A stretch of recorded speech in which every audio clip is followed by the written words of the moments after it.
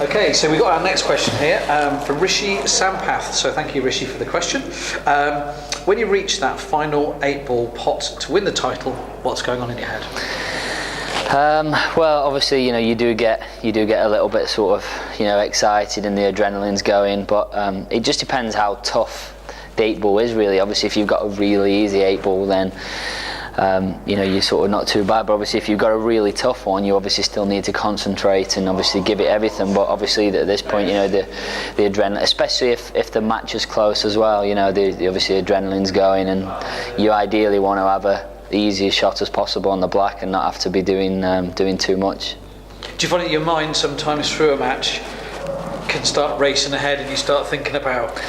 Yeah, and I've done it before, where I've been thinking, especially if you've been so far ahead in the match, and you start thinking about what you're going to say in the speech afterwards. I know Jimmy White famously said once when he was like 14-7 up against Hendry in one of the finals, that he was thinking about what he was going to be saying in his speech. And obviously you find yourself getting so ahead, and you've obviously just got to take the step back, which I think this is the reason why I like to cover quite a lot of this in the full coaching package that I offer, where it's a lot of the mentality behind it and the psychology behind sort of one ball at a time, one frame at a time sort of thing. Because at the end of the day, the hardest frame to win is the last one, So I think it's a really interesting subject. So in terms of that, from your perspective, then, how have you perfected that then over your years you've been playing the game? I mean, how have you worked on that?